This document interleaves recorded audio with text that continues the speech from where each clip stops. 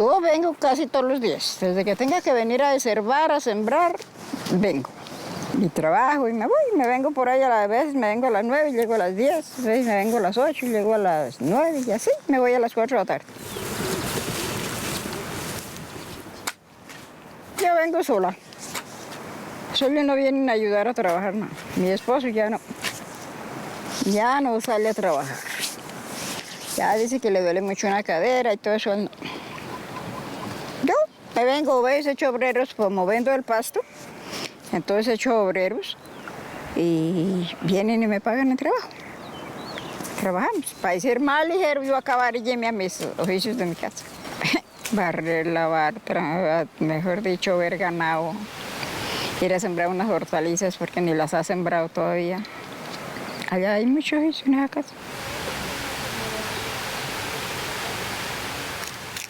Ay, madrecita linda, mi padre me enseñó como de 7 años a cocinar.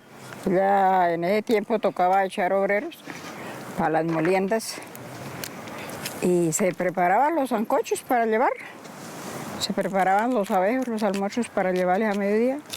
Por la tarde les hacía la sopa de maíz y se llevaba con alveja, guaca, repollo. Pero tocaba el sancocho, la taza de sancocho y la arepa, una arepa grande. Y se le llevaba. Pero con carne y todo tocaba hacer los festivales, al desayuno. A las 1 o 2 de la mañana tocaba ir a llevarles caldo con huevo y pan. Por eso no me dieron estudio, porque dijeron que las mujeres para qué le iban a dar estudio, pues si para mandar carta a los novios. Pero bueno, ahí voy, ya salí muy adelante, ha estado muy bien. A las 5 de la mañana se levanta el labrador y madruga acariciando su tierrita con amor. Tengo yuca y maíz y unas alvejas. Yo vengo todos los años siempre, como así. Bueno, perdió, yo vengo la red siempre. Yo la que tapa de aquí un año, sacar. Y así no digo, ay Dios, que me haga falta una yuca, que ay, eso es duro. No tener uno su comida ahí en su tierra para saber que va, la saca, se la come, o si hubo una persona, tome una yuca.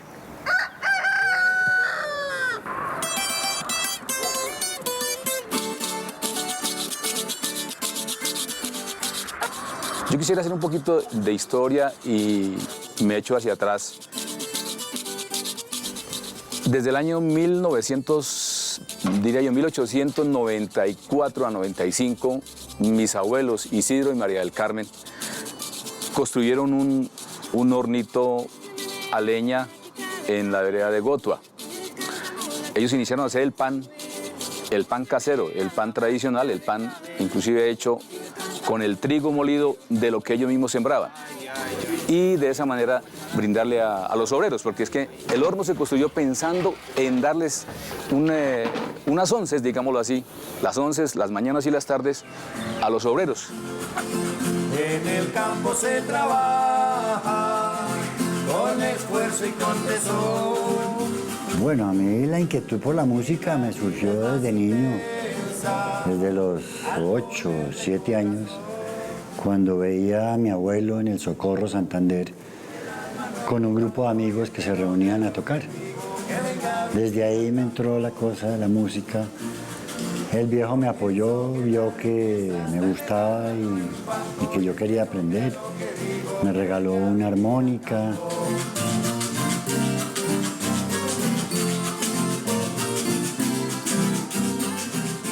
Yo desde que me acuerdo toco, porque desde chiquito pues con todas estas inquietudes de mi papá con la música tradicional pues había instrumentos, requinto, tiple, guitarra, creo que una bandola y yo pues según cuentan desde que estaba bebecito me ponían un instrumento al lado y lo rascaba, como dicen. En la vida campesina se goza de libertad, por eso es que no nos vamos a vivir a la ciudad. Cuando llegué aquí, ya a los 30 años, 30 y pico años, yo ya pues había pasado por el rock, por la música latinoamericana, pero me fascinó la música que estaba sonando aquí de Velosa y los Carrangueros. Y me metí a aprenderla, a ensayar, a ver si podía. Conseguí un requinto, lo compré en compañía con mi compañero Ángel María, del tiplista, y entre ambos empezamos a ensayar, a ver cómo le hacíamos. Y ahí nos metimos en la música carranguera. Y la vida es más intensa al ponerle corazón. Concretamente la carranga viene pues de las músicas de los llanos, de la música de la costa, del vallenato y particularmente aquí de esta zona del Torbellino y la música huasca, ¿no? Que la música huasca es la música campesina, digamos, de más tiempo atrás y de donde viene la carranga muy directamente.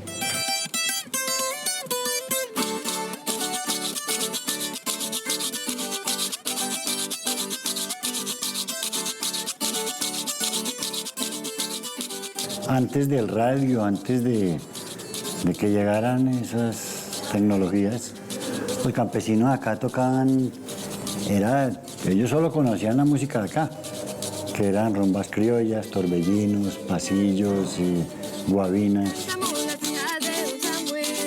Cómo se menean la mática de clavel, así le cantamos las hijas de don Samuel. Ay, ay, ay, suena esta guacharaca. Con esta música podemos llevarla a muchos lados y hacer conocer la música boyacense. Porque es nuestra música típica.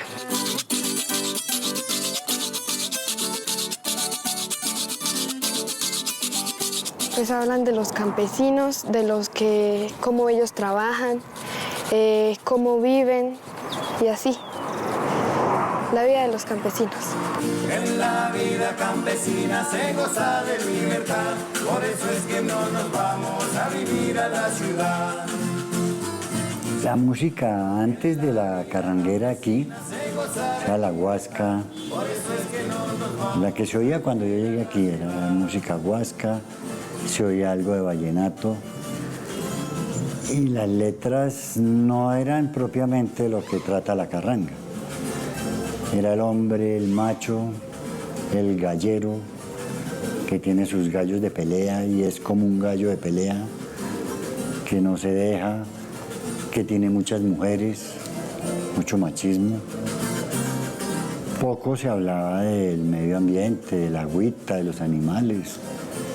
Muchos temas sobre la mujer, de amor a la mujer, de despecho, de traición. Era como esa más la temática. Claro, el maestro Velosa ya puso sobre la mesa otros temas. Y puso otra manera una manera yo digo más real de ser el campesino boyacense de esta región, más calmadito. Y pues hablar ya de la vaquita, la pirinola, la gotica de agua, la vereda, los campesinos, las herramientas del campesino, el trabajo del campesino.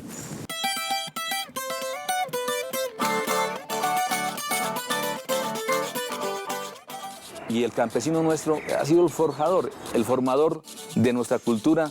De ahí nació los bailes, de ahí nació la música.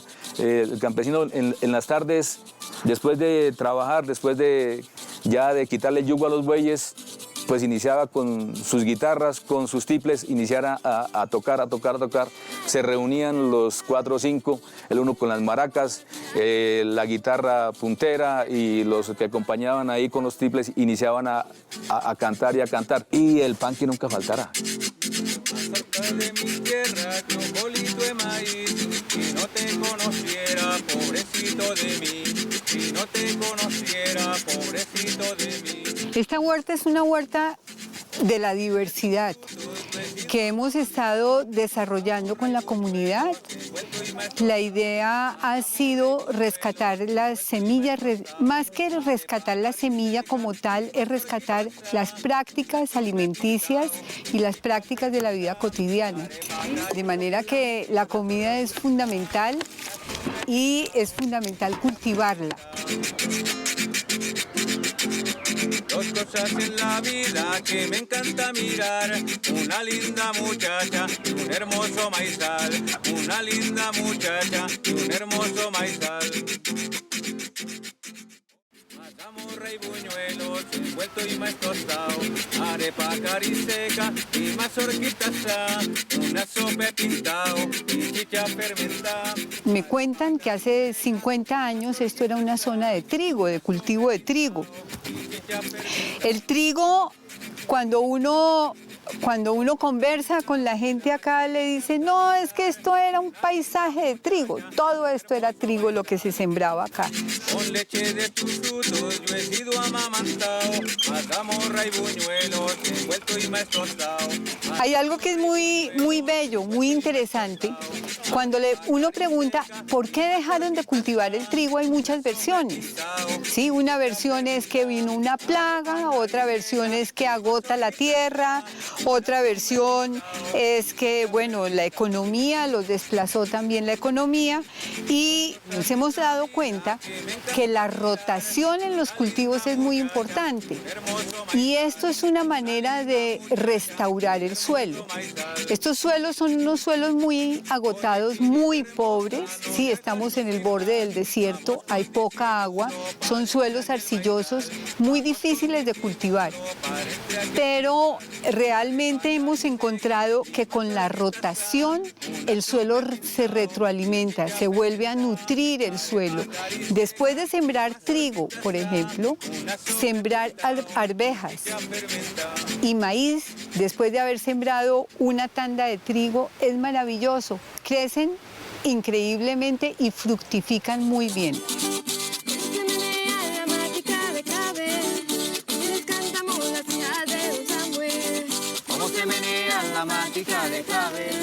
Pues eso sí, desde, así como dicen, desde pequeña uno miraba y como que le gustaba como meter uno las manos ahí sí, como en la masa, y eso es bonito aprender. Esa es una cultura que viene de los antiguos, como los abuelos.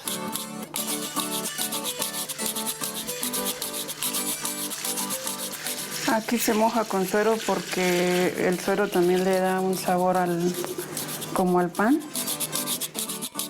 La verdad, pues es un orgullo para nosotros, los firaitovenses, conservar esa tradición. Firaitoa se conoce como el municipio de los amasijos.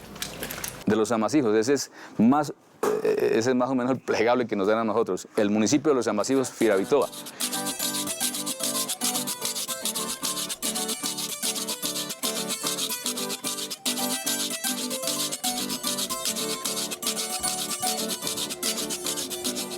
Aquí la primero se echa es la mogolla, que es la que uno prueba el horno prácticamente. Ahí se sabe la calor que va.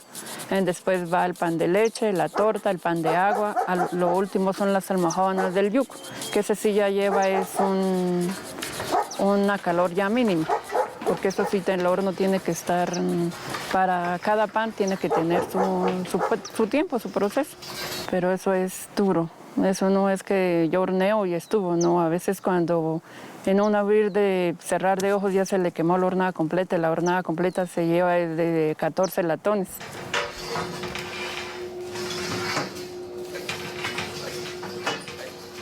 Lo más difícil de la panadería en sí no es la producción como tal, sino que no se consigue la mano de obra calificada. Y lo calificado, pues, realmente es lo empírico, el conocimiento real, el conocimiento campesino de lo que se debe hacer cuando esté listo el horno para echar determinado producto. Ay, ay, ay, suéname esa guacharaca. Ay, ay, ay, pa' que bailen las muchachas. Que casi todas las empresas hablan de ir tecnificándose, de ir metiendo tecnología nueva, de punta, en fin. Y lo que se tiene que hacer en las panaderías que existen en Firavitoa es más bien alejar esa tecnología, es mantener la tradición, porque aquí se trabaja realmente con la maquinaria de hace 100 años, que es solamente la manual, y los conocimientos que se tienen también de toda una tradición. Nosotros no hacemos sino los productos de siempre. Mantenemos los 4, 5, 6 panes de siempre, porque en otros lados no se hacen.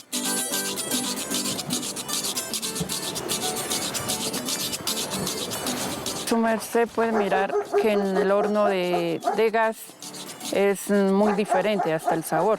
En cambio aquí hasta la leña se la lleva como un sabor muy especial, como el humo, como algo muy diferente. El pan es más apretadito, como no los hornos de gas. Con leche de tus frutos yo he sido amamantado, mazamorra y buñuelos envuelto y más tostado, mazamorra y buñuelos. Esto es una mesa de intercambio. Es una mesa, como ustedes ven, en medio de una huerta, donde lo que hacemos es dialogar con la huerta. Entonces, la manera como se dispone, la manera como se organiza esta huerta está dispuesta para que haya una interacción entre las plantas. O sea, hay una heterogeneidad. Esto en respuesta a pensar sobre los monocultivos, y realmente fueron los monocultivos los que hicieron que se cancelaran estos espacios hortelanos en la vida del campo, en la vida rural.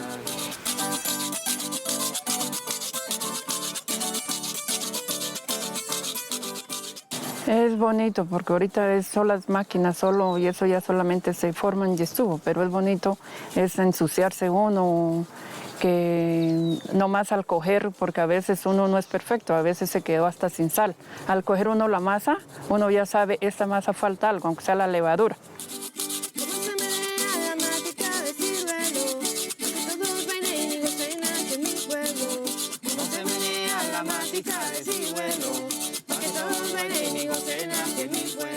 Y conocí aproximadamente unas 12 panaderías acá en nuestro municipio. Unas 12 panaderías en horno a leña. Lo que pasa es que día por día se ha venido mermando, se ha venido apocando, pues porque nuestros padres, que eran los que tenían el interés de hacer su producción y de conservarla, pues han venido falleciendo. Los hijos, que yo me considero dentro de ese grupo, pues pocos somos los que nos hemos quedado en el municipio. La mayoría estudian y se van para la ciudad. Entonces ya ese interés de querer mantener el producto como tal, el producto artesanal, ya se ha venido quedando en muy pocas manos, y los que hemos estado ahí, insisto, procuramos hacer lo mejor posible.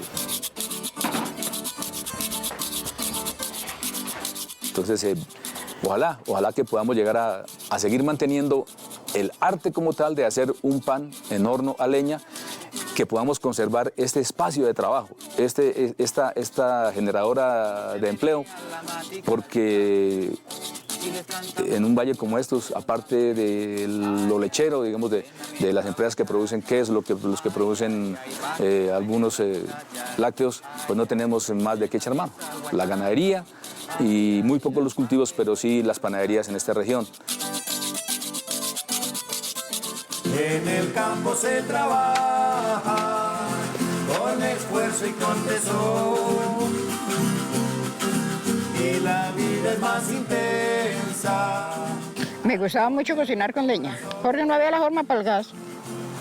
Después de que me dio dos bronquitis, que si más me muero, eso fue en un junio. Entonces me quitaron el modo de cocinar con leña. Me tocó comprar estufa y gas, y para aquí, que para allí. Si hace uno para aquí, no hace para aquí. Con gas no queda igual como con leña.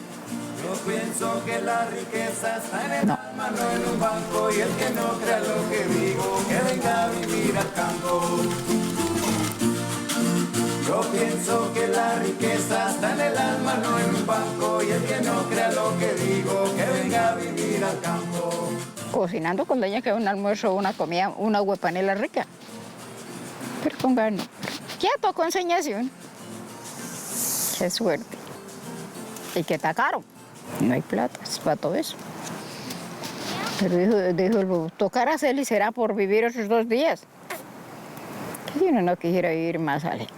Cocinar con leña, eso ya que uno se va.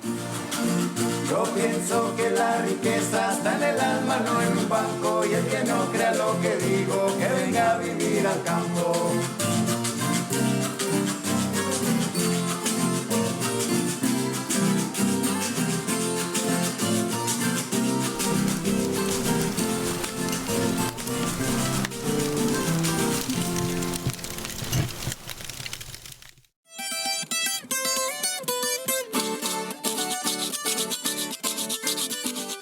casi no se escucha de esta música en otros lados. Y nosotros queremos sacar adelante la música carranguera.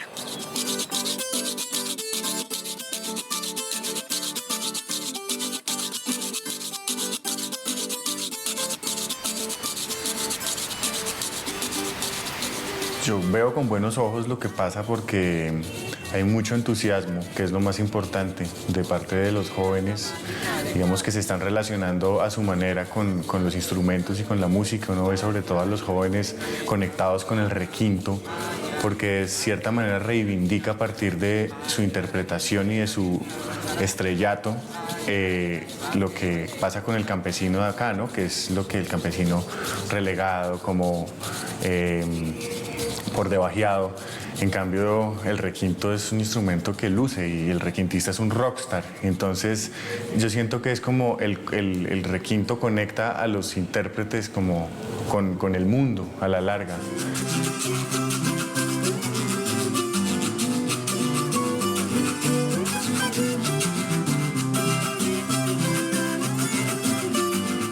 Hay una cosa muy importante y es la participación de la mujer. Y hablando de la educación y de los niños, lo que estamos hablando ahorita, es muy bonito ver cómo las niñas que tienen talento, que tienen capacidad, se meten en la música. Entonces logran un protagonismo, logran un reconocimiento en sus comunidades que no lo tenían. La mujer era la guisandera, haga chinos, cocine y cuide las vacas y ya. Entonces, darle la oportunidad a través de la música a una mujer de subirse a una tarima, de ganar aplausos, de convertirse en alguien, un ídolo, pues para mucha gente eso es algo muy valioso.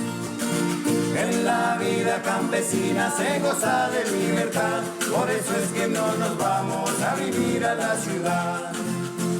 Yo estuve a La Guajira con ideas de presentar un plato típico y lo presentamos con las arepas y el plato de él que hizo. Las arepas y las guatilas, las pulpas y los frijoles y la carne ahumada y la salsita que le echaba por encima un poquito de cilantro ya seco.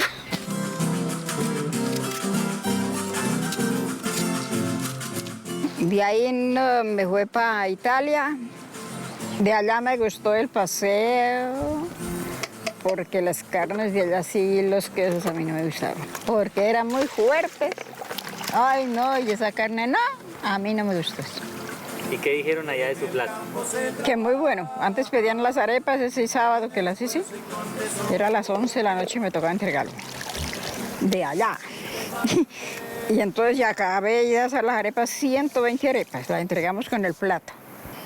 Y ya un señor de allá, un muchacho que iba, pero trabaja en Bogotá, y él dijo, doña Ernestina, más arepa. Ya no había más arepa porque se habían acabado.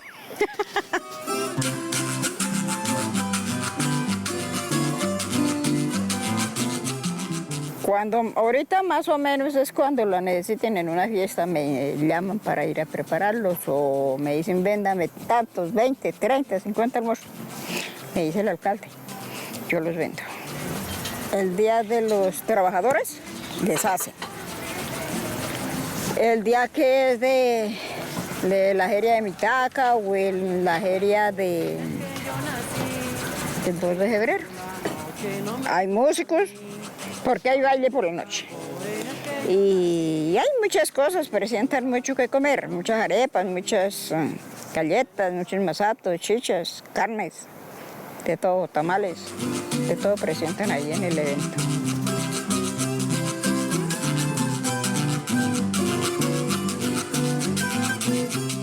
Yo me gusta la música antigua, que es así paga, bailar, un joropo, un merengue, eso sí, esa otra, para moverse las caderas ahí. Entonces no me gusta. Más que cuidemos todo lo que sea vida, porque si así seguimos, la tenemos perdida. Y el músico tenía un rol, digamos que una responsabilidad mayor a la que tiene hoy en día, porque para hacer una fiesta se necesitaban los músicos, ¿no? Entonces, si no había músicos, no había fiesta. Una sopa de pescado y y chicha fermentada, arepa cariseca y mazorquita asada, una sopa pintado y chicha fermentada. Casi que lo primero en que pensaba el que iba a hacer la fiesta, el matrimonio, el cumpleaños, etcétera, era el conjunto. ¿Dónde está el grupo? Entonces nos llamaban y nos decían, bueno, los contratamos para que nos acompañen, etcétera. Y el músico era el rey. La mejor presa de la gallina, las arepas más grandes, la comida más rica y la mejor era para el músico. Tal vez eso era parte del pago. Y el mejor trago no les vaya a fallar para los músicos. Eran fiestas que se hacían en cualquier espacio porque las casas campesinas y sobre todo esa época eran muy pequeñas. Entonces era tan reducido el espacio que a veces tenía uno que tocar incómodamente en una posición porque si extendía uno el brazo del instrumento, en una de esas pasaba el bailarín o la bailarina y lo tumbaba. Entonces así era. Si yo siembro una matica y mi vecino me acompaña, si yo siembro una matica y mi vecino me acompaña, los niños tendrán más bosques y agüita para el mañana. Los niños tendrán más bosques y agüita para el mañana. Los niños tendrán más bosques y agüita para el mañana.